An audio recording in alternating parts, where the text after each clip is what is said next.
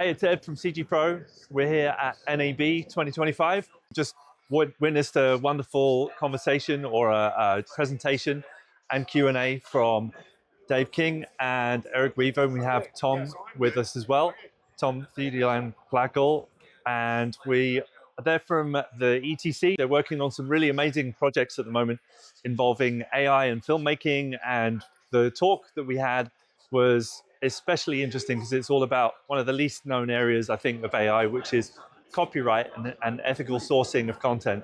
So I'd love to ask you guys a couple of questions. Feel free to say if there's things you can't talk about, if anything NDA, etc. But okay, cool. So tell us a little bit about what you do with your company, with Perpetual. sure. The company's Perpetual Intelligence. We built a platform that allows content creators and anyone using AI and Gen AI models to use them securely. So we've built a security engine, as we call it, and it allows auditing and tracking of what's going on with the model, with the humans that are building the content around the model. And it allows us to do some amazing things, including track things like copyrightability. So we'll know what the human did, what the inputs were from that, and what the model did all at the same time. And we can track it so that it's good enough to take to a court of law or something like that to apply for copyright. That's Right. one function, and there's many others we do as well. Amazing. So one of the biggest use cases is being able to get copyright for some of this material. Well, I think in content production, yes, but we also work at a broader enterprise level so that any use of a model is something that we take care of. So it's a sort of an umbrella and a platform that allows any model doing any specific task. So it could work just as well in the legal department to make sure that the model is behaving and answering correctly if you're looking at PDF documents of contracts. Right. So it's multifunctional. Here we're talking obviously at NAB about content production and keeping that secure, but in fact it's multifunctional for anything a Gen AI model can do. Amazing. That's really important. I think it's the biggest gray area of AI right now. What are some of the things you're seeing in terms of how the landscape's changing? I know that some stuff happened this week in the US around copyright rulings, and Right. how are you seeing that conversation progressing? I think people are waking up to the fact that Gen AI is both powerful and a little scary at the same time for copyright, content ownership, and what it means to creators to interact with something that's generating content like they did before. And so I think with the advent of new models coming out every single week or every single day, sometimes it's hard for people to keep up, and it's hard for major studios or individual creators to understand what their role should be or could be. So it's a little scary and a little powerful at the same time. Tom, you can do some amazing things in content production and the workflow, but there's questions that have to be answered as you go through that process. Absolutely. And I think where we started our discussion, we know Rick from before, and so that's how we got in touch with Perpetual Intelligence. And when he started telling us what they were constructing, it fell in line with what we were looking for. A big question at studio levels is, of course, put in all that effort, but at the end of the day, can we commercialize it? Because if you can't take it to market, what's the point, right? The other thing is also about the ambiguity of how do you, as producers, keep track of where money is being spent? Because in production, a 100-year-old tradition, we know exactly how to build buffers, where to build some caps. Here we don't know. The cloud resources being used, some creative just going crazy, writing prompts and generating beyond our capacity to pay, would be horrendous. Right. So the kind of systems that Dave just demoed over here, where you're actually able to know who has what access, number one. Number two, being able to thwart prompts from going through an entire creation process if it's not ethical and if it doesn't stand a good chance to go through the copyrightability test, right? So we know certain things, so we can build those guardrails really well. And having a tool that allows us to put our team and our capacity of knowledge that's come from years into that is very essential. And so artists can just operate without knowing all of this. They just do their creative work, but we can tell them where they can keep going. This is a good go lane. This is a do not enter lane. Right. So it's consistent to the creator, helping them understand what's okay, what's not. I guess they're going to get coached by the thing as well as stopped from doing things they can't do. Yeah. How are you seeing some of the tools empowering the process? How is it shaping? How are some of these experiments showing up? Well, there's no one tool that has everything fit into it. So a lot of it is about figuring out the jigsaw puzzle of what works for your project. So I think that's where we still have to think of it like building up an architecture of all the different things that serve each department, and that comes together in the end for something cohesive.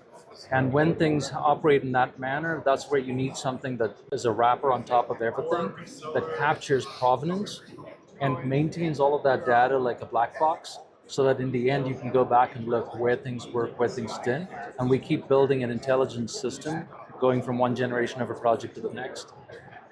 What's some of the coolest things?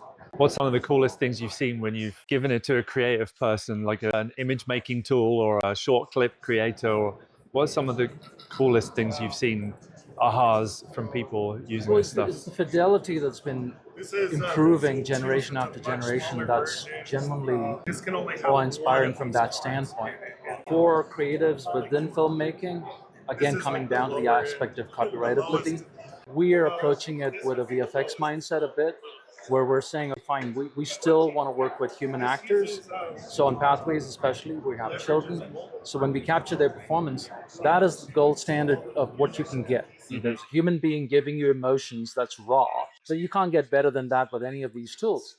So now we've already got that at source. The rest of what you're doing is basically saving costs and traveling to Peru or Machu Picchu, places which would be restricted otherwise because of cultural heritage and other things. How can we recreate those things in AI, but maintain what we've got that is pure? And so each time, if we just feed the human actor the frame to the AI, and it spits out a complete composite frame, human doesn't look the same anymore, right? Right. So we still have to go with VFX and build layers of composites, and we're building this round tripping between Nuke and Comfy UI, and we're painting layers around the humans until we get the composite. And that's the idea that we still have to think like we used to with traditional tools. It's just we're painting with a different brush and different set of colors. Do we still need people? Yeah, very much. That's good. It's good news for all you folks. It's a really fast evolving landscape. There's a new model coming out every week. How do you stay on top of the evolution of the tool sets? Again, building an architecture that is modular. It pointed at we're containerizing everything. Whatever we're training, we're again air gapping quite a lot. So whenever we use a model, we air gap it quite a lot. Tell me what you mean by air gapping. Air gapping just means that, for example, early iterations may happen in Midjourney, for example, but we're not using that for the final creation. That is an exploration between our creative heads and various department heads, just to understand tonality of where the story belongs. What is the compositional tone for this film, and things like that. Once we figure that out, we bring real artists in to now work on actual models, whether it's happening in Unreal Engine, or Maya, or wherever, and that kind of stuff, or on-set decoration or real. But again, within budget. And then thinking in the lines of, now we're going to do set extensions. Now we're going to do certain improvements in the way that we've captured something in camera. So again, that's the air gapping, where a human hand is involved, bringing their intelligence and creativity to it. Well, I think that's important because large language models today, nobody really understands how they work. It's a bit of a black box inside that. So even shot-to-shot consistency and other things like that are just not capable of being stable. And so the models don't know what they're doing either, right? The models are just guessing and they're probabilistic in how they output things. And you need to have the Maya source, for example, to be able to go on and do that or reshoot or recomposite later. You can't, today anyway, trust a large language model to be consistent all the time. They still don't quite know. So I think the systems and modularity are key to that, and then actually having control over your source, just like it always has been. It's important. And that's where I think, in my mind, the notion of does AI replace humans, I don't think so. I think it makes humans and the creativity just more powerful, and you can blast through that test footage faster. Say, well, it's kind of going to look like this, and that gets you close enough, and you can do it this afternoon quickly instead of having it take a lot of time. So it should be able to get humans to output more and better creative is my view of all this. Exactly. I think a lot of folks, especially in our industry, have peaks in their career, and some personal event or something sparks something in them, and they're highly creative. They come up with a lot of ideas, or they're very productive in that space. The limitations of tools sometimes allows them to only produce so much into final creations that can be shared with the world. But what these tools can allow us to do is have exponential output in short periods of time when those peaks arrive. So our over, by the time we finished our career, would be far more richer, hopefully, through that experience. That's how I see it. I don't see it as a threat. That's great. Also reassuring for everybody to hear, because I know there's a lot of concern around it, coming from visual effects and programming to industries that are being really disrupted by this technology, at least in theory. But still, I think we're seeing that it's a tool that can empower, it's a tool that can help you do a first draft, it's a tool that can insert into parts of the process, but still allowing the human to be in the loop. Anything cool that you guys have, NAB's not been going for very long, so have you seen anything cool in the couple of hours that it's existed this year?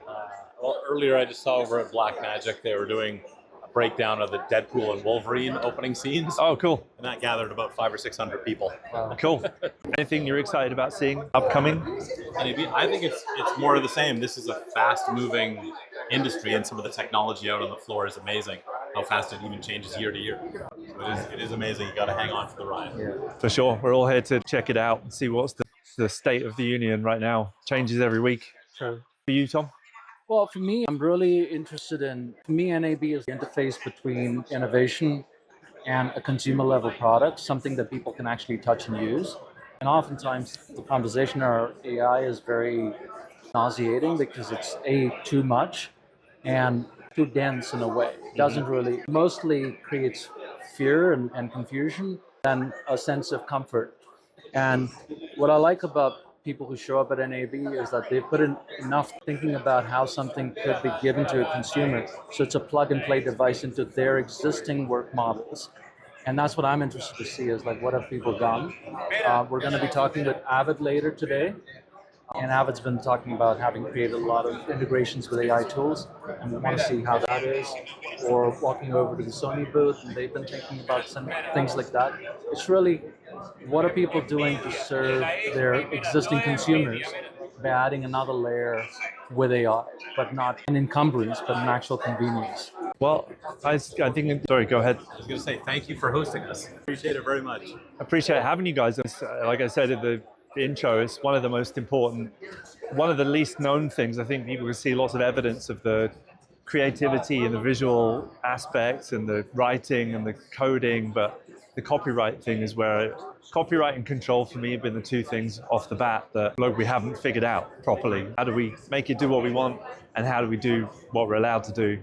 So your talk is essential. I think collaborations like this will be important, right? To actually put out and say, look, we thought about this, and here's a good first pass at it. It's doing, we think, a pretty good job. So it'll evolve too. Right? Absolutely. It's a great place to start. When we're at CG Pro, we're making courses to try and teach these things too, to try and make it accessible for the world. And we have a new one coming out next week, and we're trying to do our part as well to help in that conversation. There's a lot of confusion around it. Yeah. Anyway, thank you both. Appreciate it. Thank you.